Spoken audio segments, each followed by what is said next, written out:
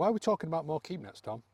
Brad, this isn't just a keep net, as you put it. This is the Mosella 2.5 metre keep net. And I want to talk about some special features, all right, on this.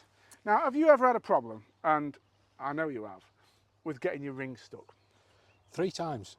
3 times in your life you've had that problem. Well, get one of these and never again, pal, because the thinner, smaller outer rings pull through the top rings dead easily and you can tip your fish into weighing. I'm not kidding, I've weighed in probably thousands of matches over the years now, and that's the biggest single problem we see people have. They'll pull the fish up, they'll get them on the bank, and then they'll come to weigh them in, and they'll be floundering around because they can't actually find out how to shorten this distance. Well, Vic Bush very cleverly got round that problem by making these rings, as you can see, smaller than the ones above it. So on the bottom rings on these nets, they're all external metal, which gives extra protection as well when out in the water.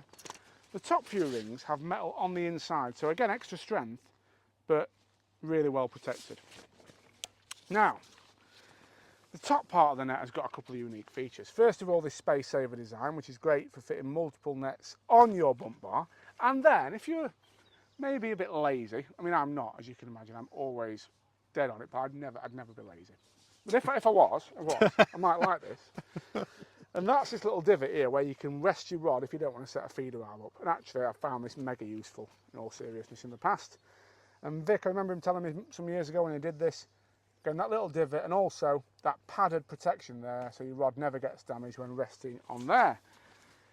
Down here we've got the spreader block, so you can tighten up to that and that just locks in place. Again, I'm not going to wax lyrical about these, they've been around for donkey's years, but I've never found a better way of doing it, very rarely fail. As I said, once that's tightened up to, locks your spreader block on the top of your net in place. What else to say about it? Solid mesh at the top. Know some anglers like that. Some anglers like to weigh water, no doubt. I'm not saying that you should. Some bad men in the world.